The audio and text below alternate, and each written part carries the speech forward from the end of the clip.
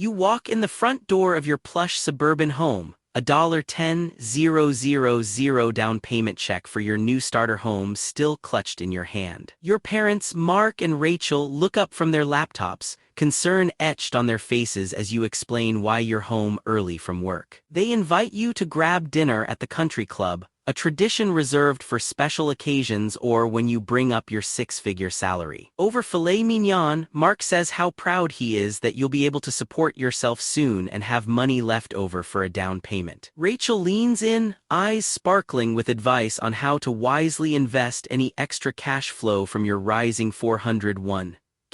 On the drive home, you feel like you're finally making it a sense of security built around your annual salary bump. That evening, Mark shows off his new BMW in the driveway, and Rachel mentions she's upgraded her Chanel handbag collection. Your parents' lifestyle is one of subtle luxury, always just barely within budget due to their own financial savvy. As you unpack your designer suitcases, your phone buzzes a congratulatory text from your colleagues after a major deal closed yesterday. At dinner the next night, your folks gush over your achievement, making it clear they expect you to continue up the corporate ladder. Mark and Rachel even help fund your friend's expensive wedding by offering investments in place of traditional gifts. You start considering the possibilities with such a high salary, maybe buying that house after all or starting a family soon. But this weekend at brunch, one colleague subtly hints about company restructuring and downsizing due to economic instability. Panic creeps up as you think back on the looming federal budget cuts affecting your industry's future revenue. Monday morning brings an email from HR explaining that the entire sales department is being made redundant,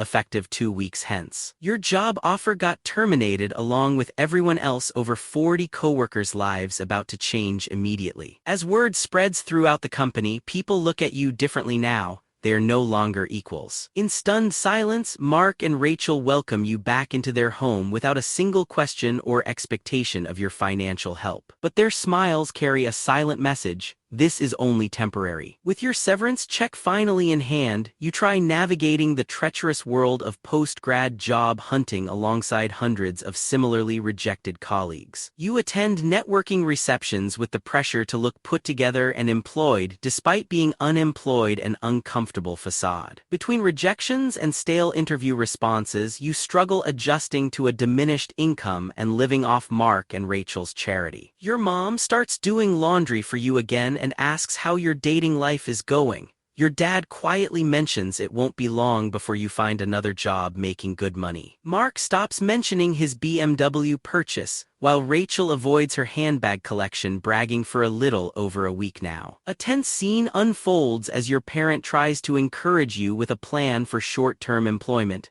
but its focus on how much less compensation is adequate. Betrayal flashes in Mark's eyes when he discovers you've taken to writing freelance articles instead of pursuing high-paying corporate jobs. It dawns on you that their love was conditional. Now it's more love conditional turned financially negotiable. They are losing the sense of future security that came with your substantial earnings. Over a painful dinner, as the night wears on and reality finally sets in, Mark says gently, "We still believe in you, but what will happen when this too ends? It's not who you are, it's just life." Your eyes hold tears as the weight of unconditional love is tested for now and forever. You try to smile, but it feels forced, as Mark's words hang in the air like a guilty verdict, implying that your worth is tied not just to their love but to your bank account. For the first time, you notice the faint lines around Mark's eyes, a map of worry etched into his once handsome face. At work on your freelance articles, the cursor taunts you like a mocking muse as ideas dry up and the deadlines loom large. A friend shares some part-time programming jobs that pay peanuts compared to what you used to make. Mark's hopeful eyes follow you back home. Late one evening, while going through your old corporate emails, Rachel mentions offhand how she sold her designer handbags, a necessary investment now, but the thought echoes in your mind. You confront Mark about it, accusing him of sacrificing material possessions for image and social standing. He deftly dodges, citing practicality over status. But this seeds doubt within you.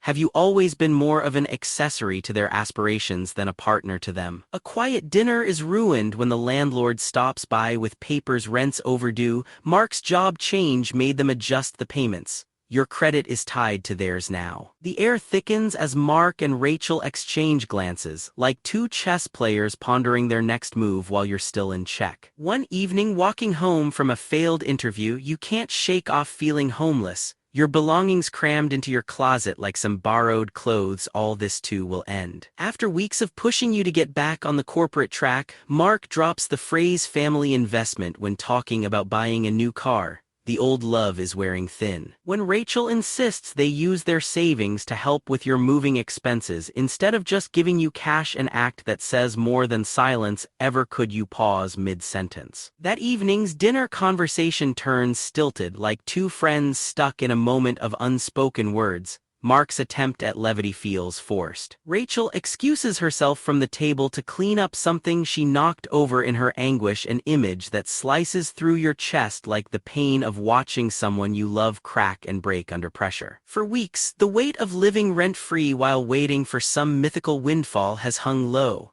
Finally, Mark takes action, quietly drafting an agreement binding everything to what they deem affordable. A chill creeps in when it dawns on you that without their means, you're back where you started, an ungrateful guest with no safety net. This unsettling reality solidifies into stone as Mark leaves for work, and Rachel gently reminds you how her handbag collection could be seen by others if her lifestyle were scrutinized, a veiled warning, amidst words dripping with sweet intent. Hours of sleepless nights follow, tangled in doubts and anger at being so carefully tied to their desires all these years, an unacknowledged dependence masked as love. In the stillness before dawn, you stumble upon your past paychecks, old business cards, receipts for gifts now traded but long forgotten.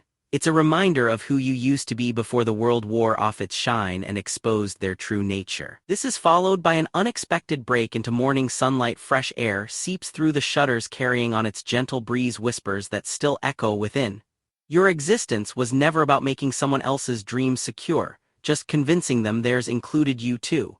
It's time to see if anything remains after everything's been rebalanced.